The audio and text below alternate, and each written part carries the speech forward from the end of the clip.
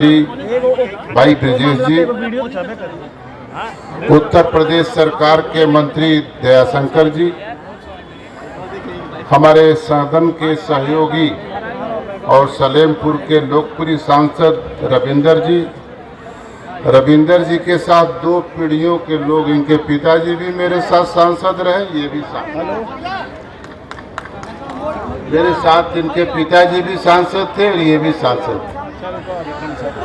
मेरे लोकसभा के सहयोगी गोरखपुर के लोकप्रिय सांसद रवि किशन जी, संसद के सहयोगी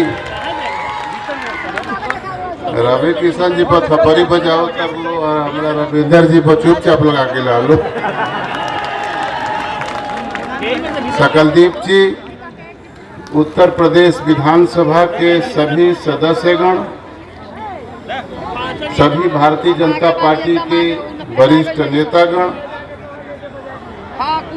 विधानसभा के बांजी के विधानसभा के सदस्य श्रीमती केतकी सिंह जी, उपस्थित लाभार्थी देवियों तथा सज्जन, पूरे देश में लाभार्थी संवाद कार्यक्रम भारतीय जनता पार्टी के द्वारा आयोजित है और यह कार्यक्रम भी उसी के क्रम में है। ब्रजेश जी, एक संवाद तो आप यहाँ करने आए, जिस संवाद में 9 साल के देश के प्रधानमंत्री माननीय मोदी जी के कार्यकाल की चर्चा हो रही है। लाभार्थियों को ये अपनी योजना का प्रदेश सरकार की और प्रधानमंत्री के केंद्र सरकार की योजनाओं को आप संज्ञान दे रहे हैं। एक संवाद इसके विकल्प में कल पटना में हुआ, रहे दो कहे के फुलवा छिड़ता रहे दो। एक संवाद कल पटना में हुआ था, एक जनता का संवाद हो रहा है, दूसरा संवाद कल एक पटना में राजधानी भाई हुआ था। वो संवाद था, हम लोग संवाद कर रहे हैं कि 9 साल के कार्यकाल में मोदी जी ने हिंदुस्तान के 6.5 लाख गांव की तस्वीर बदल दिया है, गरीबों की गरीबी के समृद्धि के लिए काम किया है, किसानों के समृद्धि के लिए काम किया है, नारियों के सम्मान के लिए काम किया है और पटरी पर लगाने वाले दुकान के लिए काम किया है। पटना में एक संवाद कल हो रहा था, वो संवाद के गांव, गरीब किसान, झोपड़ियों के इंसान और नारियों के सम्मान और सड़कों पर रहने वाली दुकान की समृद्धि के लिए हम काम करता है, उस मोदी को हटाने के लिए एक संवाद कल पटना में हो रहा था। लेकिन देवियों तथा सज्जनों, पटना में संवाद का मुख्य विषय क्या था, यह मैं आपसे एक सामाजिक कार्यकर्ता के नाते निवेदन करना चाहता हूं। उस पूरे संवाद का आयोजन नीतीश कुमार ने, मुख्यमंत्री बिहार ने किया था। समापन किया पूर्व मुख्यमंत्री लालू प्रसाद ने। वो संवाद तो आयोजित था कि मोदी जी को कैसे हटाएंगे, लेकिन मुझे हंसी आई ब्रजेश जी कि संवाद का समापन लालू प्रसाद ने किया तो कांग्रेस के पूर्व अध्यक्ष राहुल गांधी को यही सुझाव दिया संवाद के समापन में कि राहुल गांधी तुम अपना विवाह कर लो।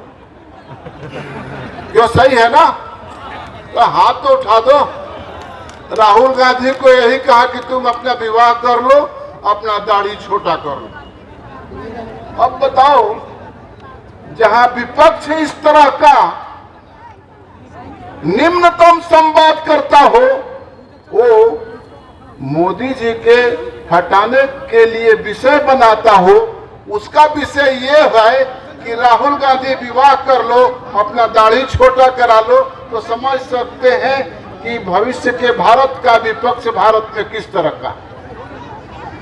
इसलिए इस संवाद के माध्यम से जो देश का विकास हो रहा है, देश के विकास के दुनिया में पहली बार चर्चा हो रही है, उत्तर प्रदेश का विकास हो रहा है। वह विकास भारत में संसदीय राजनीति में जो भरोसे का संकट था वह उसका समापन हो रहा है। और यही भरोसे के संकट को खड़ा करने वाले लोग कल पटना में जुटान किए थे। भरोसे का संकट ये था कि हम कहते कुछ है, करते कुछ है, दिखता कुछ। लेकिन देवियों तथा सज्जनों,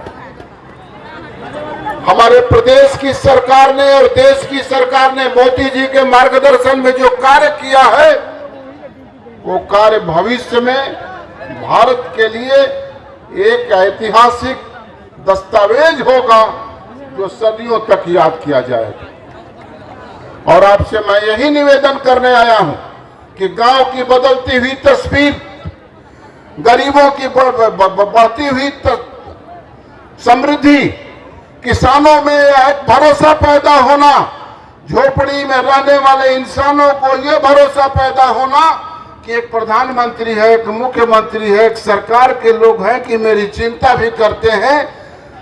महिलाओं के मन में यह भरोसा पैदा होना कि कानून मेरे साथ खड़ा है। आप समझ सकते हैं कि यही आत्मनिर्भर भारत का आधार होता है। आत्मनिर्भर भारत बनाने का जो सपना प्रधानमंत्री जी ने दिखाया है, वो आत्मनिर्भर भारत बनाने के सपना को साकार करने के लिए हमारे उप मुख्यमंत्री रात दिन परिश्रम करके पसीना बहाकर जो उत्तर प्रदेश में कार्य कर रहे हैं, मैं उनके कार्य की प्रशंसा करते हुए मैं उनके कार्य की पद्धति को सलाम करता हूं। और मैं आपसे निवेदन करता हूं कि आप भी थोड़ा पढ़ लीजिएगा कि पटना में कल विपक्ष के लोगों का जुटान हुआ था, तो इस जुटान का जवाब उस जुटान में कैसे हो सकता है।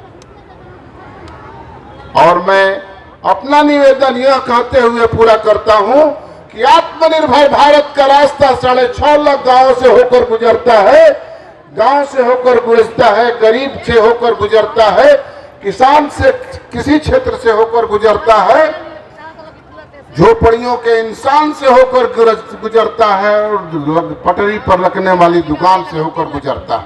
अपने देश की कृषि अर्थव्यवस्था, ग्रामीण अर्थव्यवस्था इतनी शक्तिशाली है, वो किसानों के परिश्रम के ताकत पर है।